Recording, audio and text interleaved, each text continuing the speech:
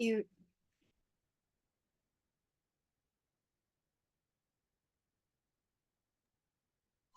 Suaranya nggak kedengaran belum ya? udah udah kelihatan belum ya? Share screen. Sudah, sudah. eh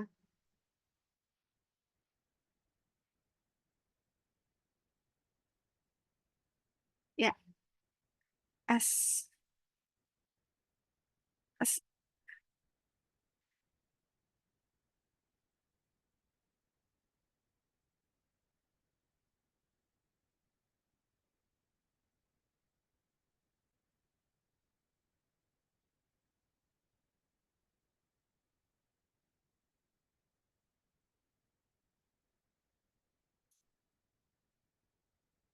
ya Bu, kita mulai ya Bu. Ya, silakan dimulai.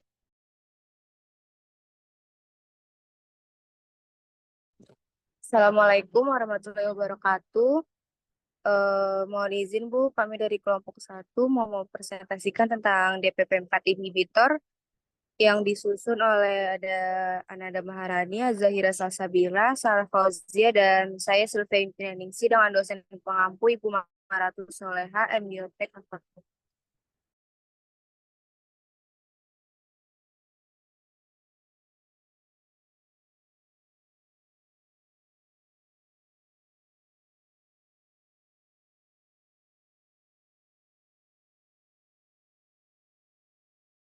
DPP 4 inhibitor atau inhibitor dipeptil peptidase merupakan sekelompok obat anti hiperglikemik yang digunakan untuk menangani diabetes mellitus tipe 2 yang merupakan faktor resiko signifikan untuk penyakit koroner, gagal jantung, stroke, dan banyak kondisi kardiovaskuler lainnya. Untuk indikasinya itu, obat ini bekerja melalui hormon inkretin. Selain efek anti hiperglikemik, golongan obat ini juga dia memiliki efek samping yaitu hipertensi, efek antiinflamasi, antipoptosis, dan efek imunomodulator di jantung, ginjal, dan pembuluh darah yang tidak bergantung pada jalur inkretin. Untuk mekanisme aksinya, DPP4 adalah enzim yang ada di mana-mana yang bekerja pada hormon inkretin terutama GLP-1 atau glucagon-like peptide 1 dan GIP atau gastric inhibitor peptida yang menjaga homeostatis glukosa dengan meningkatkan sekresi insulin dan menurunkan sekresi glukagon.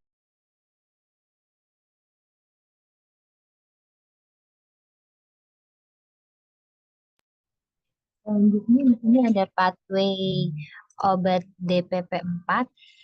Jadi makanan masuk, ini gula atau glukosa masuk, terus masuk ke dalam usus, kemudian usus merilis inkretin atau GLP-1. Kemudian insulin akan naik dan plasma glukosa akan menurun. De Jadi GLP-1 ini nanti menurunkan nafsu makan, tapi kadar gula darahnya tetap. Kemudian DPP4 ini menginhibisi GLP-1 karena GLP-1 itu kerjanya adalah mimetik.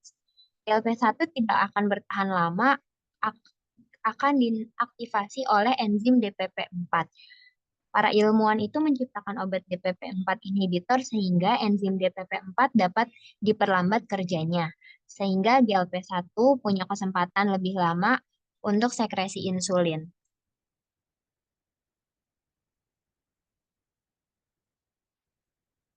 Selanjutnya yang akan dibahas adalah zat aktifnya, ada sitagliptin, vildagliptin, saxagliptin, dan alogliptin. Sitagliptin. Tablet sitagliptin adalah inhibitor dipeptidil peptidase 4 atau DPP4 yang diindikasikan sebagai tambahan pada diet dan olahraga untuk meningkatkan kontrol gula darah pada orang dewasa dengan diabetes mellitus tipe 2. Tablet sitagliptin tidak direkomendasikan pada pasien dengan diabetes mellitus tipe 1. Tablet sitagliptin adalah Dosisnya 100 mg secara oral sekali sehari. Tablet sitagliptin dapat diminum dengan atau tanpa makanan. Bentuk dan kekuatan dosis tablet 100 mg, 50 mg, dan 25 mg. Kontraindikasinya riwayat reaksi hipersensitivitas serius terhadap sitagliptin atau salah satu bahan tambahan dalam tablet sitagliptin seperti anafilaksis atau angioedema. Reaksi adverse yang paling umum, insidensi lebih dari 5% adalah infeksi saluran pernafasan atas, nasofaringitis, dan sakit kepala.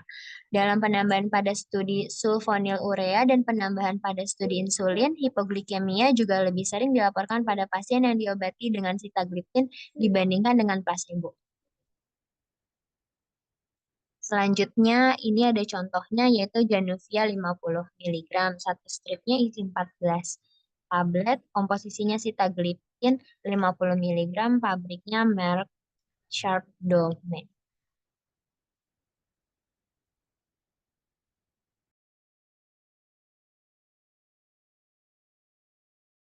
Selanjutnya ada vildagliptin yang biasa digunakan untuk dewasa dengan diabetes tipe 2. Obat ini bisa digunakan sendiri tanpa obat lain untuk pengobatan diabetes pada pasien yang tidak dapat mengontrol kadar gula darah hanya dengan diet dan olahraga, dan tidak bisa menggunakan metformin. Obat ini juga bisa digunakan bersamaan dengan metformin, tiazolidin, dion, atau sulfonylurea, dua jenis obat. Jika pengontrolan diabetes belum cukup atau satu jenis obat saja. Terapi penggunaannya hanya menggunakan sulfonylurea pada pasien yang tidak bisa menggunakan metformin. Selain itu, obat ini bisa digunakan bersamaan dengan sulfonylurea dan metformin dengan 3 jenis obat. Pada pasien yang diabetesnya tidak terkontrol dengan baik, meskipun sudah mengonsumsi obat-obatan tersebut ditambah dengan diet dan olahraga.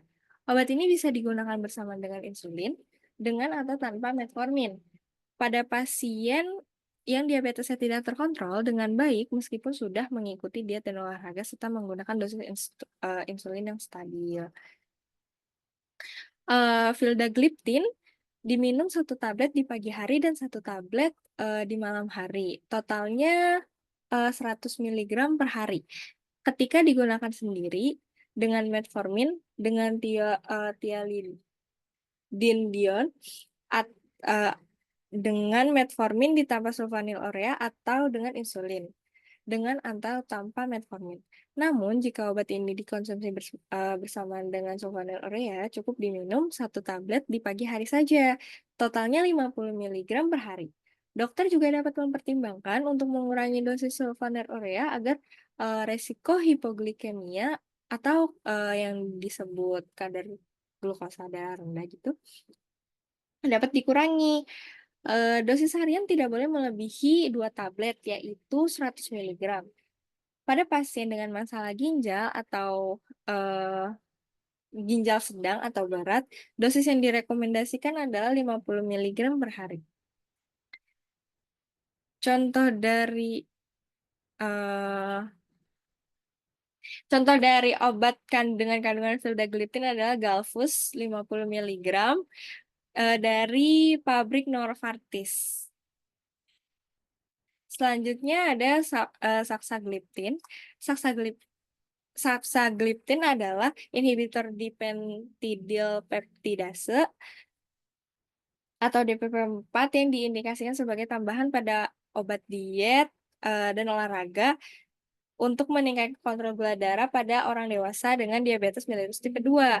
Tidak digunakan untuk pengobatan diabetes mellitus tipe 1 atau ketoasidosis diabetik. Dosis yang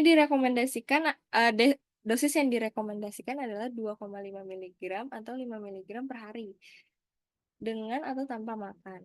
Dosis 2,5 mg sehari direkomendasikan untuk pasien yang juga mengkonsumsi inhibitor sitokrom yang kuat, misalnya ketoconazole. Bentuk dan kekuatan dosis tablet itu ada 2, yaitu 5 mg dan 2,5 mg. Kontraindikasinya dengan pasien dengan riwayat reaksi hipersensitivitas serius seperti anafilaksis, angiodema, terus kondisi kulit eksfoliatif terhadap tablet saxagliptin. Reaksi adverse yang dilaporkan pada lebih besar dari 5% pasien yang diobati dengan saxagliptin dan lebih umum daripada pasien yang diobati dengan placebo adalah infeksi saluran pernafasan atas, infeksi saluran kemih, dan sakit kepala.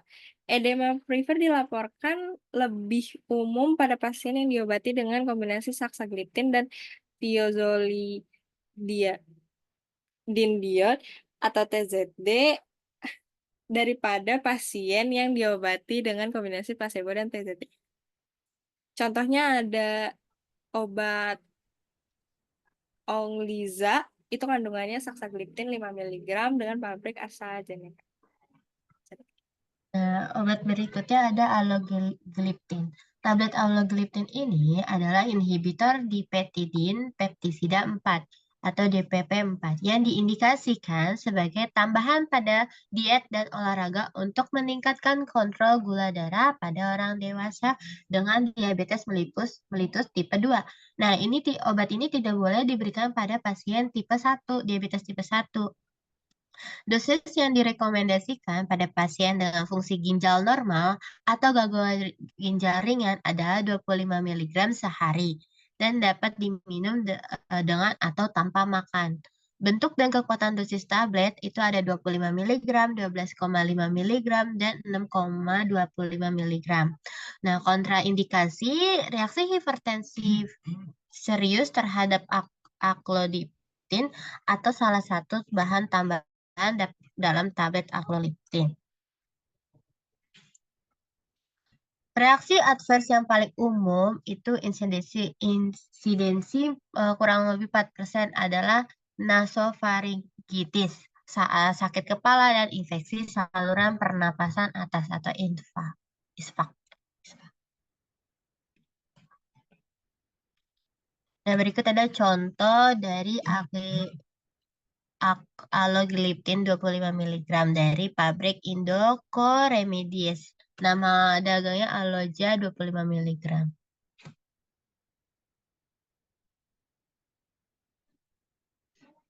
Nah, kelebihan dan kerugian DPP4 inhibitor tuh apa sih? Nah, kelebihannya itu tidak ada kelebihannya, tidak ada hipoglikemia, berat badan seimbang, menurunnya glukosa postprandial, bisa diminum sekali sehari, ditoleransinya dengan baik dan mengurangi tekanan darah. Nah, kalau kerugiannya itu bisa menimbulkan penyakit pankreas, gagal jantung, pada yang obat sagaliptin atau alogliptin.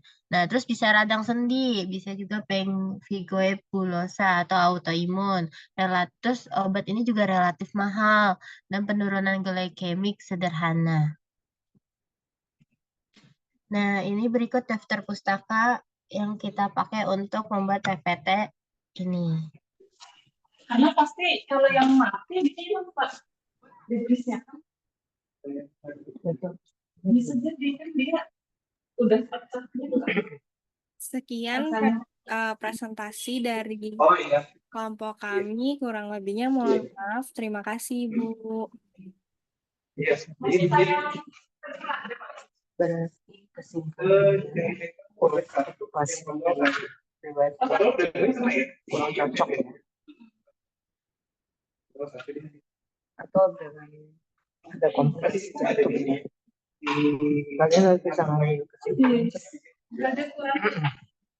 Yang lain silakan. Untuk lain.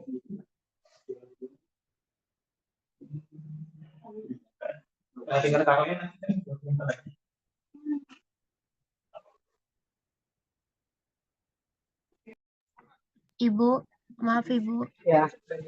Ya. Ibu, Kedengaran nggak suara? kedengaran Ibu, kita udah presentasinya udah selesai. Aku kan tadi kedengaran. Itu berarti kesimpulannya untuk pasien yang punya komplikasi jantung, berarti DPP 4 inhibitor itu kurang tepat, ya kan? Karena dia udah kontraindikasi pasien dengan penyakit jantung. Kedengaran tidak suara saya? Kedengaran Ibu, tapi agak buram-buram gitu Bu suaranya. Berem ya. Oke deh, bisa nanti kalian kasih kesimpulannya untuk kontraindikasi itu pasien dengan penyakit jantung ya, dengan tadi apa, ginjal ya. Jadi kalau ada kelainan pada jantung ataupun ada kerusakan ginjal, berarti bisa dipilih obat lain gitu kan. Oke deh, silakan kelompok lain. Ibu, maaf, Nanda mau ini menyampaikan terkait itu yang kita nge-zoom itu Bu. Iya. Zoom. Kalau gimana kalau hari Rabu Bu? Kita hari Rabu itu ada kosong di jam 9. Oh, hari Rabu minggu depan ya. Iya, jadi yang beribadah tidak terganggu juga Ibu. Oh, oke deh. Tapi nanti kalau Rabu aku bisa dibantu share screen ya. Bisa ya? Baik Ibu. Ya. Ya, oke deh. Aku coba ya, karena aku posisi nggak di sini. Posisinya aku lagi ibadah di sini gitu, posisinya pada hari Rabu. Iya Bu. Ya. Heeh. Baik Ibu. Nanti aku Terima konfirmasi kasih. lagi ya situasi dan kondisi di sana ya. Ya Ibu. Baik Ibu. Terima kasih Bu. Mohon maaf Ibu. Ya, sama-sama. Silakan yang lain.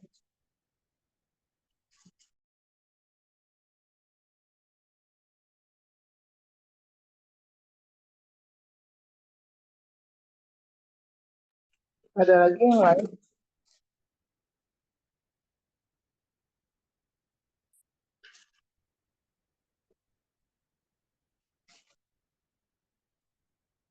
Kelompok lainnya silakan.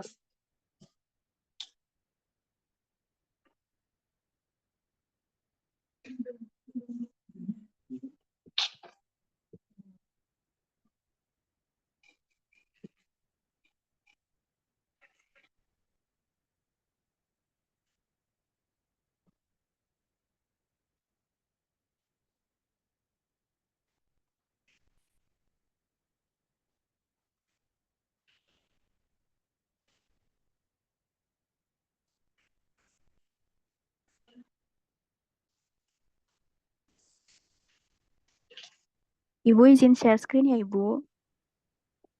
Ya.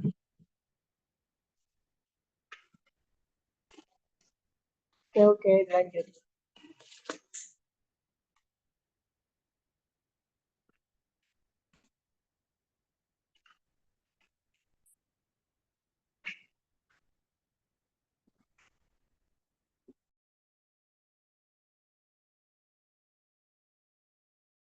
Assalamualaikum warahmatullahi wabarakatuh. Kami dari kelompok 1 ingin mempresentasikan tentang obat diabetes dengan biguanida. Terdiri dari Anissa Rahma Priliani, Siti Fatimah, dan saya sendiri Salsabila Imtiaz.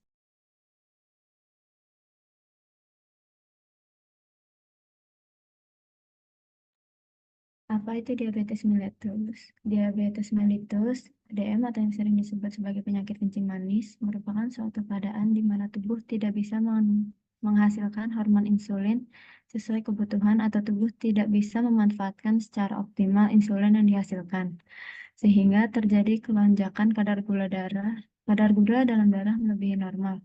Diabetes ini bisa juga terjadi karena hormon insulin yang dihasilkan oleh tubuh tidak dapat bekerja dengan baik, menurut Fitriana tahun 2016.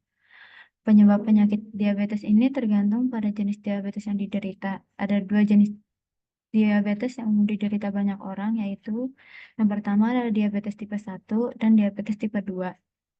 Perbedaannya ini, jika diabetes tipe 1 karena masalah fungsi organ pankreas yang tidak dapat menghasilkan insulin.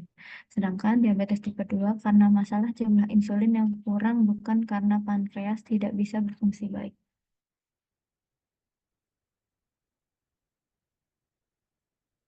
Tata laksana diabetes ini yang harus dilakukan itu menurut Konsensus Perkani tahun 2002, yaitu ada anamnesa dan pemeriksaan fisik lengkap.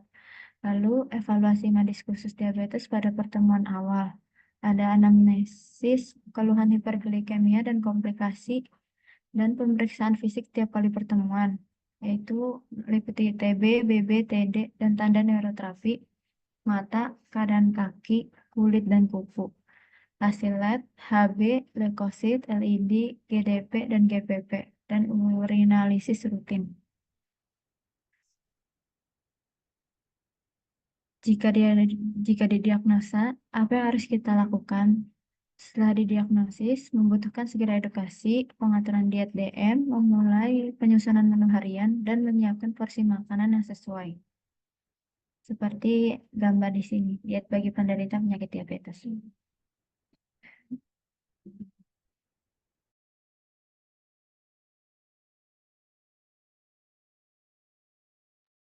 Selanjutnya ada golongan obat diabetes mellitus. Yang pertama itu adalah sulfonylurea. Mekanismenya yaitu merangsang pelepasan insulin dari sel beta pankreas. Lalu yang kedua mengurangi kadar glukagon. Yang ketiga meningkatkan pengikatan insulin. Contoh obatnya tolbutamide, gliburid, dan glipizid. Selanjutnya biguanida. Mekanisme kerjanya yaitu tidak merangsang sekresi insulin. Contoh obatnya adalah metformin. Selanjutnya yaitu penghambat alfa glukooksidase. Mekanisme kerjanya menurunkan absorpsi strats atau amilum dan disakarida. Contoh obatnya akarbos. Lalu yang keempat ada thiazolidinediones, yaitu mekanisme kerjanya meningkatkan uptake atau masuknya gula dari darah ke dalam sel otak. Contoh obatnya pioglitazone.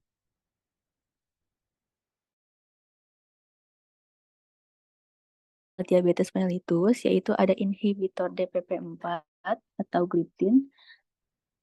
Mekanisme kerjanya menghancurkan hormon ingredients.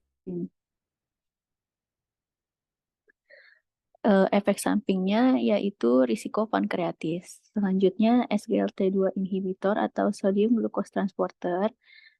Mekanisme kerjanya menghambat penyerapan kembali gula di ginjal. Efek sampingnya gula darah rendah dan berat badan bertambah. Ada yang terakhir yaitu meglitinib, yaitu mekanisme kerjanya dengan menstimulasi sekresi insulin. Efek sampingnya diare, mual, pusing, sakit perut bagian atas, dan kejang. Nah, selanjutnya golongan obat biguanida itu terdiri dari metformin yang paling kita kenal ya, selalu ada fenformin dan buformin. Selanjutnya akan dijelaskan oleh teman saya Fatima, silakan. Untuk metformin, nama kimianya N-dimethylmidodicarbonimidik diamid. Rumus molekulnya C4H11N5HCl. Berat molekulnya 165,6 gram per mol. Untuk pemeriannya, serbuk putih tidak berbau, higrokopis, dan serbuk kristal. Kelarutannya, larut 1 dalam 2 bagian air dan 1 dalam 100 bagian air.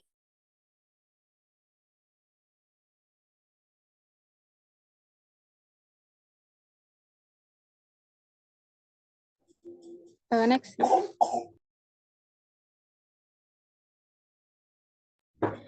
Untuk dosis metformin ditinjau secara medis oleh drug.com. Kekuatan metformin itu 500 mg, 750 mg, 850 mg, 1000 mg, 500 mg per 5 mili, dan 625 mg. Untuk dosis dewasa untuk diabetes tipe 2, dosis awalnya itu 500 mg 2 kali sehari atau 850 mg 1 kali sehari. Di sini ada contoh metformin 500 mg dan 800 mg. Next. Untuk mekanisme kerjanya, mekanisme kerja metformin itu dia adanya di hati. Hati mengubah glukosa menjadi glikogen, lemak, dan protein.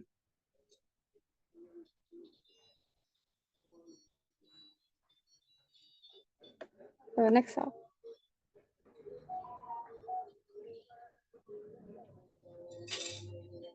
Untuk nama produk patennya di sini ada Glucopak 500 mg, Forbetes 850 mg, Forbetes 500 mg, ada Glikos 850 mg, Glikos 500 mg, dan Gludepatik 500 mg. Untuk fungsi metformin sendiri, metformin merupakan obat anti-hiperglikemik oral yang memiliki efek terapeutik untuk meningkatkan sensitivitas insulin dengan meningkatkan aktivitas tirosin kinase, reseptor insulin yang dimediasi insulin yang mengaktifkan jalur pensinyalan insulin pasca reseptor. Selain itu, metformin juga dapat mengurangi laju glikogenalisis secara keseluruhan dan menurunkan aktivitas glukosa 6-fosfat hati. Penyerapan glukosa yang dirangsang insulin ke dalam otot rangka ditingkatkan oleh metformin. Hal ini sebagian disebabkan oleh peningkatan pergerakan transporter glukosa yang sensitif terhadap insulin ke dalam membran sel.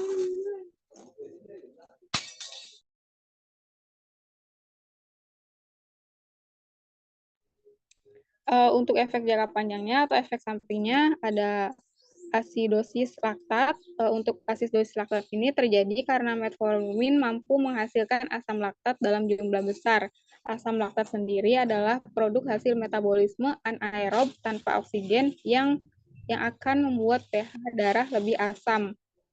Bila kadarnya sangat tinggi, maka bisa menyebabkan kerusakan atau gagalnya fungsi berbagai organ tubuh.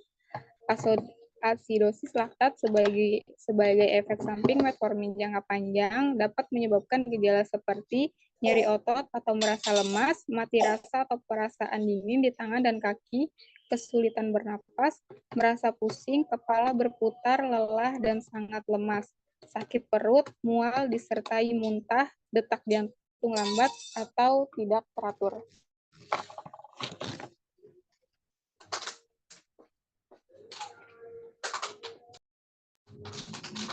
Selanjutnya ada kekurangan vitamin B12. Untuk kekurangan vitamin B12 dapat berisiko menimbulkan gangguan kesehatan karena vitamin ini penting untuk menjalankan fungsi DNA, produksi sel darah merah, dan fungsi biokimia lain di dalam tubuh. Berkurangnya vitamin B12 dalam darah juga dapat menyebabkan anemia, di mana sumsum tulang belakang tidak dapat memproduksi sel darah merah secara memadai.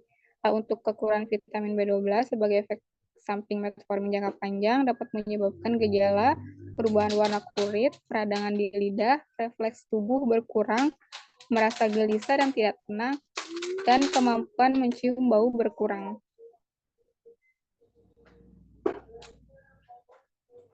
Selanjutnya akan dibacakan rutan saya.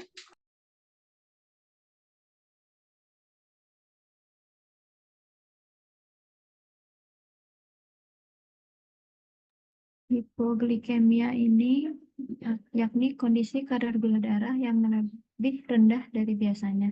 Jika gula darah turun drastis, hal ini berisiko menimbulkan bahaya bagi kesehatan Anda. Kondisi ini juga terkadang dijumpai sebagai efek samping dari konsumsi metformin pada penyandang diabetes. Hipoglikemia ini memiliki efek samping.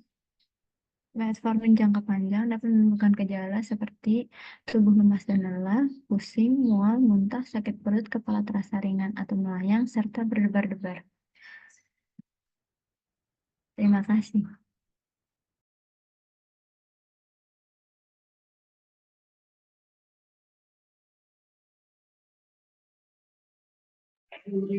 Nama brand-brandnya nggak disebutin ya?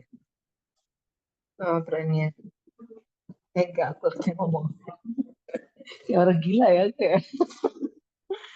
Ini nama brandnya nggak disebutin nama brandnya. Ada Ibu tadi. Oh, ada berapa banyak yang sebutin? Coba buka.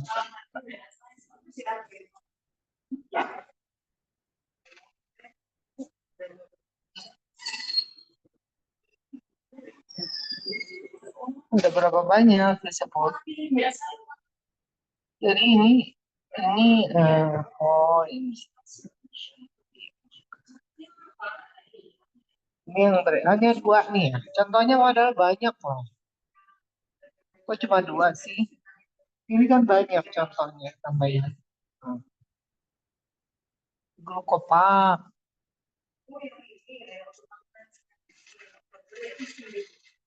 Ya. Oke, berarti kalau ini resikonya dia diminum pada saat makan kan, bersama dengan makanan ya. Berapa kali sehari?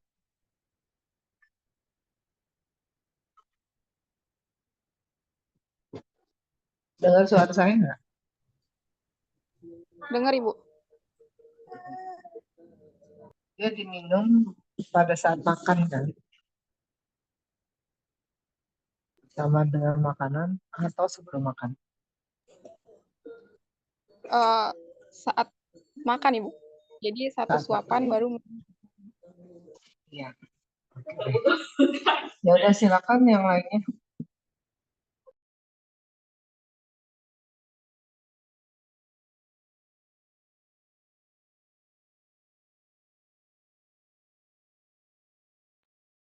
Lanjut yang lainnya.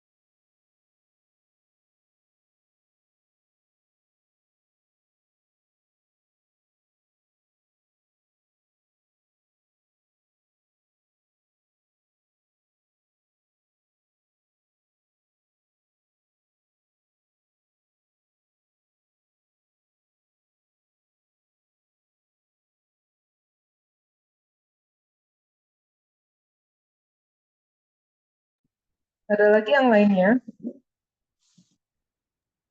Ada lagi kelompok lainnya, silakan.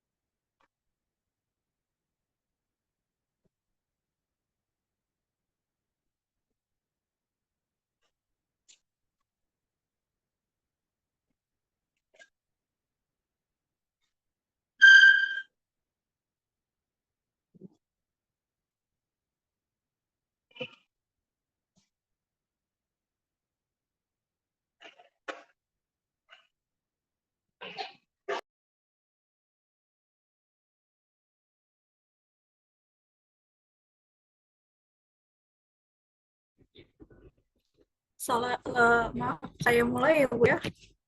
Silakan, silakan. Assalamualaikum warahmatullahi wabarakatuh. Kami dari kelompok 3 akan merekomendasikan obat anti diabetes oral golongan meglitinib yang beranggotakan saya sendiri Anita Hayatunfus, Kak Sarah Permata, maaf Kak, Bu, untuk Kak Sarah pindah di kelas sore, dan Florita Ningsi.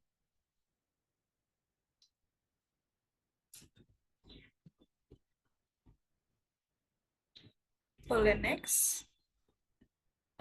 Oke. Meglitinib merupakan bagian dari kelompok yang meningkatkan produksi insulin atau selain sulfonylurea membutuhkan sel beta yang masih berfungsi dengan baik, mempunyai efek kerja cepat, lama kerja sebentar, digunakan untuk mengontrol kadar glukosa darah setelah makan, diserap secara cepat segera setelah dikonsumsi, mencapai kadar puncak di dalam darah dalam 1 jam.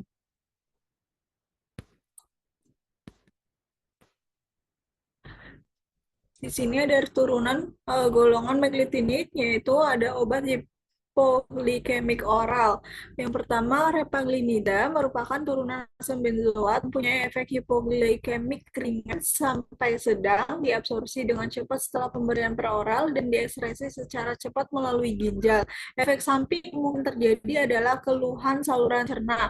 Untuk contoh sediaannya ada gluconol atau Novo Nordisk. Yang kedua, nateglinida merupakan turunan fenilalanin. Cara kerja mirip dengan repaglinida, diabsorpsi cepat setelah pemberian peroral dan dieskresi terutama melalui ginjal. Efek samping dapat terjadi pada penggunaan obat ini adalah keluhan infeksi saluran nafas atau ISPA. Contoh sediaannya ada Starlix atau Novartis.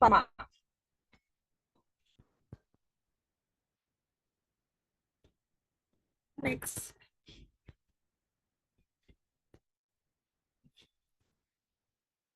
Di sini ada brand golongan meglitinib. Nama generiknya nateglinib, nama dagangnya Starlix. Untuk dosisnya 180 mg sampai 540 mg. Nah, yang kedua ada nama generiknya repaglinib, nama dagang Vonor. Untuk dosisnya 0,5 mg sampai 16 mg. Next. Indikasi dan kontraindikasinya. Untuk indikasi mengobati diabetes mellitus tipe 2 dan menurunkan gula darah penderita dengan cara merangsang tubuh atau sel beta pankreas. Untuk kontraindikasinya, ketoacidosis membuat fungsi hati berat, kehamilan, menyusui.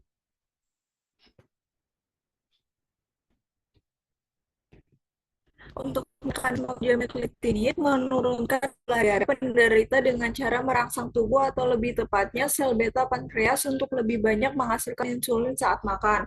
Insulin diperlukan untuk membantu glukosa darah yang berasal dari makanan untuk dapat diserap kembali ke dalam sel sehingga kadar gula darah akan menurun.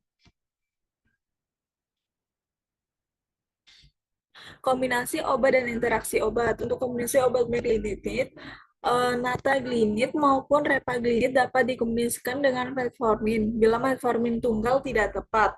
Interaksi obat meglitinib, repaglinid, dan makrolida, maka efek repaglinid akan meningkat.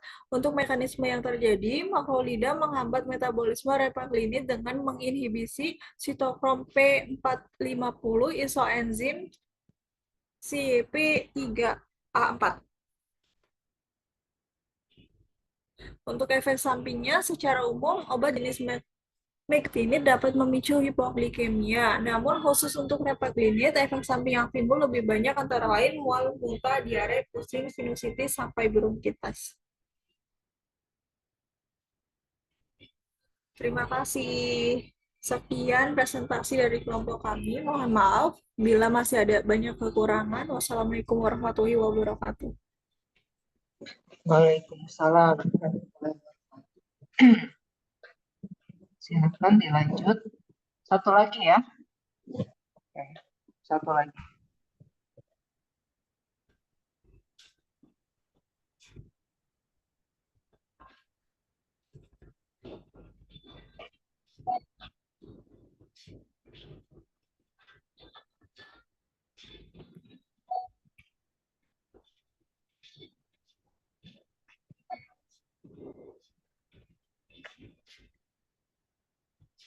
itu melihat itu kali ya hasilnya ya.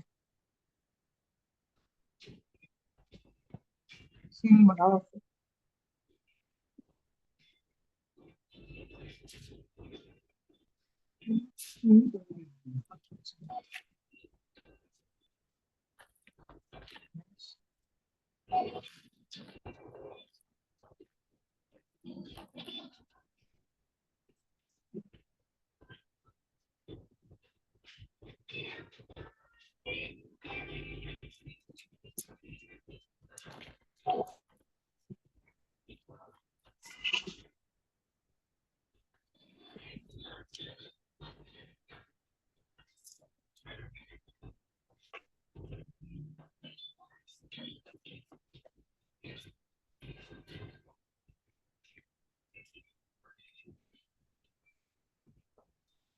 Ayo, ada lagi, satu lagi. Iya, sebentar Ibu lagi mau di SS. Oke, baik.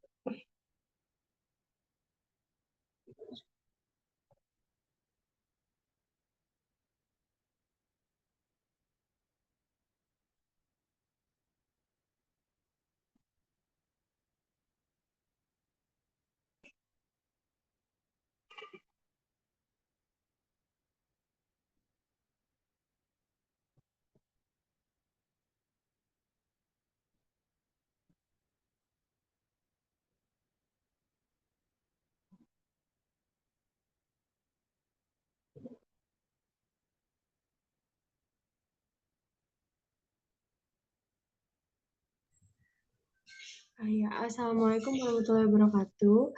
Kami akan mempresentasikan materi inhibitor alfa glukosida yang disusun oleh kelompok 4 yang beranggotakan saya sendiri, Putri Lestari Junaidi, Fitrian Ningsi, dan Farizan Adriawan. Diabetes mellitus yang dikenal dengan sebutan kencing manis adalah suatu penyakit gangguan metabolisme kronis yang ditandai dengan peningkatan kadar gula disertai dengan gangguan metabolisme karbohidrat, lipid, dan protein sebagai akibat oleh defisiensi produksi insulin oleh pankreas atau sel-sel tubuh kurang responsif terhadap insulin atau bisa kedua-duanya. Klasifikasi diabetes mellitus berdasarkan etiologinya adalah sebagai berikut. Yang pertama itu ada diabetes mellitus tipe 1, defisiensi insulin absolut akibat destruksi sel beta. Yang kedua itu ada diabetes mellitus tipe 2, bervariasi mulai dari resistensi insulin, predominan disertai defisiensi insulin relatif sampai defek sekresi insulin predominan disertai dengan resistensi insulin. Yang ketiga itu ada diabetes tipe lain akibat defek genetik fungsi sel beta, defek genetik kerja insulin, penyakit eksokrin pankreas, endokrinopati, obat atau bahan kimia, infeksi, imunologi, dan sindrom di genetik lainnya. Yang keempat itu ada diabetes gestasional, dia terjadi pada kehamilan. Dan yang keempat itu ada pradiabetes, termasuk IFG atau impaired fasting glucose dan IGT impaired glucose tolerance. Penata laksanaan diabetes bertujuan untuk menurunkan morbiditas atau moralitas yang secara spesifik ditunjukkan untuk mencapai 2 target utama, yaitu menjaga agar kadar glukosa plasma berada dalam kisaran normal dan mencegah kemungkinan terjadinya komplikasi. Obat hipoglikemik yang dipakai pada intervensi farmakologisnya adalah yang pertama itu ada sulfonylurea, yaitu ada beberapa gliklamid, glipizid, gliclazid, glimepiride, dan lain-lain. Yang kedua itu ada melictibid, ada repalinid, natelinid. Yang ketiga itu ada biguanid, yaitu metformin. Yang keempat itu ada penghambat glukosidanya, ada akarbosa dan miklitol. Yang kelima itu ada thiazolinidion, yaitu rosigliflozon dan pioliatazon. Yang keenam itu ada incretin atau DPP-4 inhibitor, yaitu sitagliptin, saxagliptin, dan valigagliptin. Yang terakhir itu ada injeksi GLP-1 reseptor agonis, yaitu exeltide dan liraglutide. Golongan inhibitor alfa-glukosida adalah salah satu enzim yang bertanggung jawab untuk memecahkan karbohidrat menjadi partikel gula yang lebih kecil seperti glukosa agar karbohidrat dapat diserap. Inhibitor alfa-glukosa bekerja dengan penghambatan kompetitif dan reversibel terhadap enzim usus ini. Mereka memperlambat pencernaan karbohidrat dan menunda penyerapan glukosa. Hal ini menghasilkan peningkatan kadar glukosa darah yang lebih kecil dan lebih lambat setelah makan dan efektif sepanjang hari.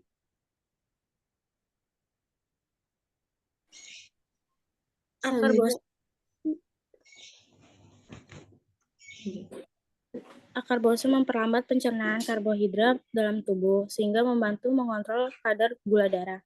Akarbosa digunakan bersama dengan diet dan olahraga untuk mengobati diabetes tipe 2.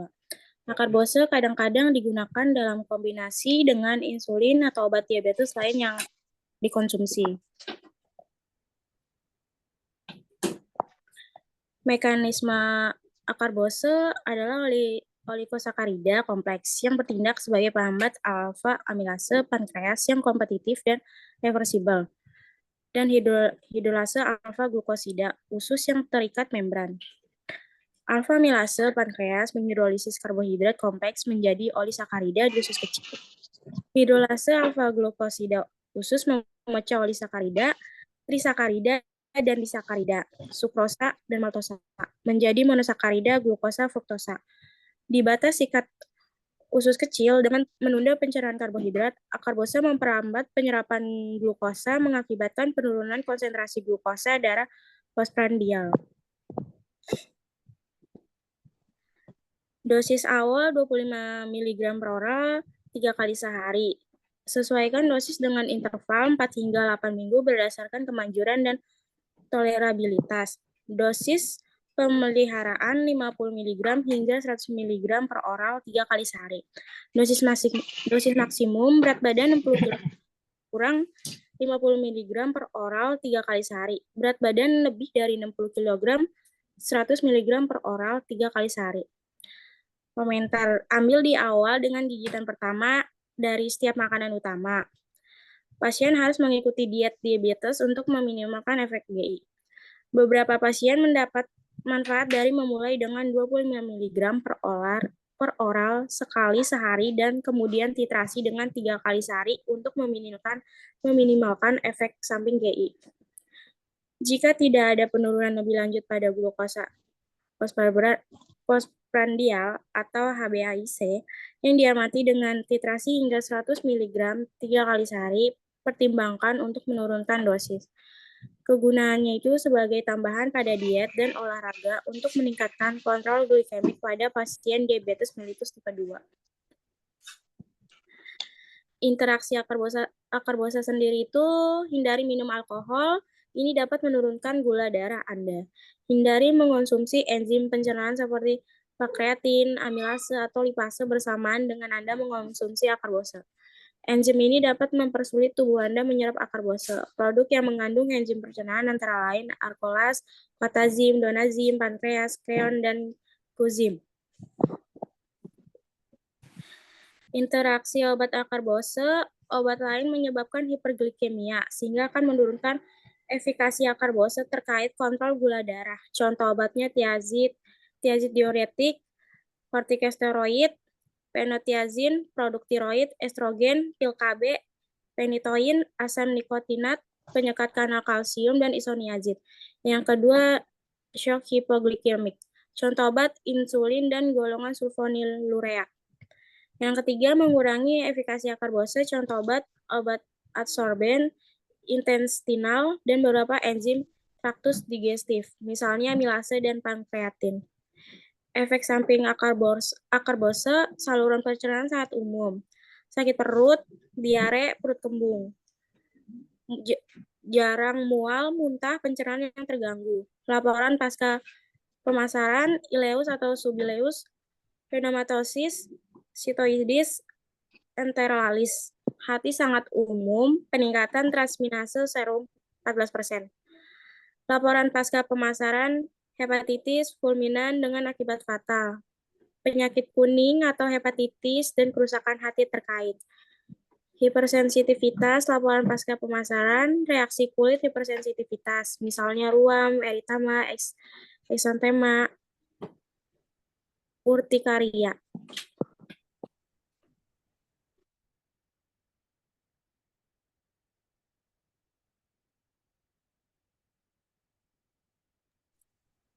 Miglitol menunda pencernaan karbohidrat dalam tubuh Anda. Hal ini menurunkan jumlah gula yang masuk ke dalam darah Anda setelah makan dan mencegah periode hiperglikemia. Miglitol digunakan bersama dengan diet dan olahraga untuk meningkatkan kontrol gula darah pada orang dewasa dengan diabetes tipe 2.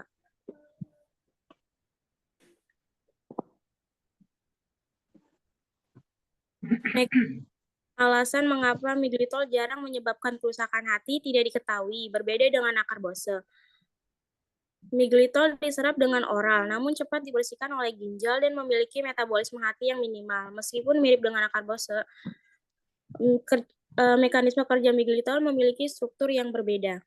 Miglitol adalah inhibitor glukosida baru yang diserap dengan cepat dan hampir seluruhnya dari usus kecil setelah pemberian oral. Akibatnya menekan kadar glukosa darah postprandial lebih efektif dibandingkan inhibitor alfa glukosidase lainnya.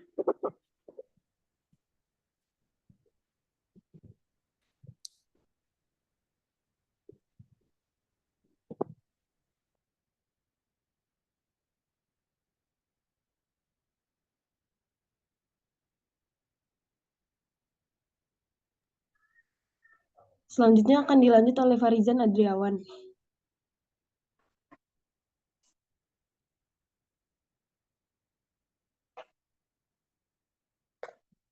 Reason kayaknya nggak dibahas ya.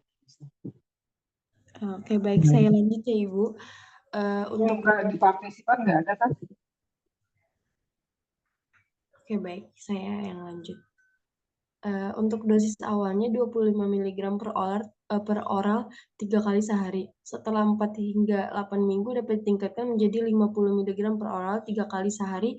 Jika diperluas setelah 3 bulan lagi dapat ditingkatkan menjadi 100 mg per oral 3 kali sehari. Jika diperluas berdasarkan hemoglobin glikosilasi, dosis pemeliharanya 50 mg hingga 100 mg per oral 3 kali sehari. Dosis maksimumnya 100 mg per oral 3 kali sehari.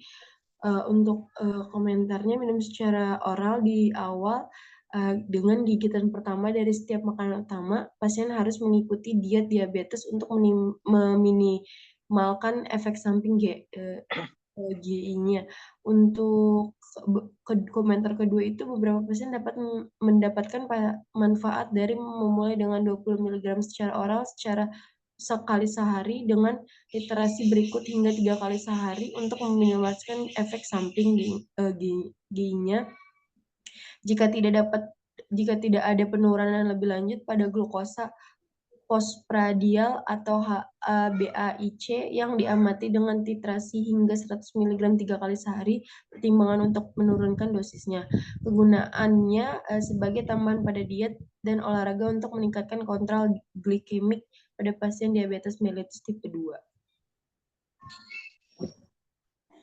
Interaksi obat miglitol yang pertama itu penggunaan bersamaan dengan insulin meningkatkan risiko hipoglikemia. Yang kedua itu ada adsorben usus seperti arang dan suplemen enzim pemecah karbohidrat seperti amilasa atau pankreatin dapat mengurangi efek glikemiknya. Yang ketiga dapat secara signifikan mengurangi bioavailabilitas ranitidin dan propanolol. Efek samping Foto itu manual fotonya. yang pertama itu Iya, soalnya dia. efek samping Ada kalau foto yang di komputer enggak? miklitol itu yang pertama saluran pencernaan. Pada saluran pencernaan sangat umum 10% atau lebih, perut kembung 40% per 41,5%, diare 28,7%, sakit perut 11,7%. Yang kedua, pada laporan pasca pemasaran plematosis sistoides deiteratis atau dapat muncul dengan gejala diare, keluarnya lendir, pendarahan dubur, dan sembelit. Ilosi atau termasuk ileotis paralitis, terus supplitius, nyeri gastrointestinal, mual, dan perut kembung. Dan pada dermatologi umum 1% hingga 10%. Itu ruam kulit. Yang terakhir itu hematologi umum 1% hingga 10%, itu zat besi serum rendah. Di sini ada daftar pusakanya, Ibu. Kita ambil dari Wido FY Pemantauan Penderita Diabetes Mellitus dan drugs.com.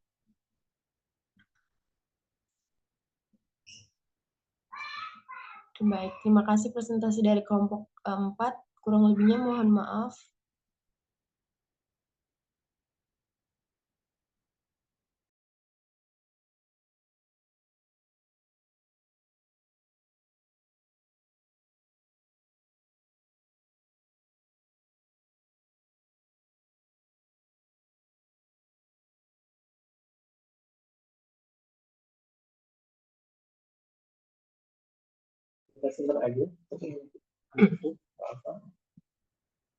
Udah selesai. Sementara sekian dulu ya. Nah, itu udah Ibu absen ya semuanya. Nanti insya Allah dilanjutkan minggu depannya dengan materi. Nanti mungkin kita koordinasi aja. Apakah nanti Ibu siapkan dulu di rumah, kalian bisa nanti putar ya, karena posisinya Ibu lagi saat itu nggak bawa HP, nggak bawa ini, nggak bawa laptop. Ya, kena siapa Ibu buatin dulu nanti. Kalau gitu, Ibu udah absen tadi, udah untuk hari ini Ibu cukupkan sekian. Ada yang ingin bertanya? Ada yang ingin ditanyakan?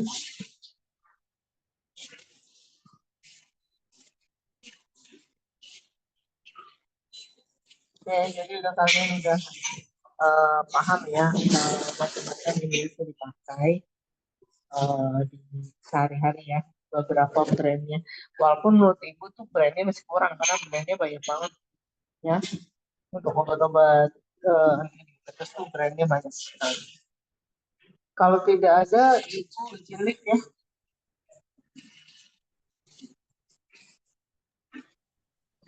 Halo. Terima kasih, Bu. Terima kasih, Bu. Assalamualaikum warahmatullahi wabarakatuh. Waalaikumsalam warahmatullahi wabarakatuh. Dadah, Ibu.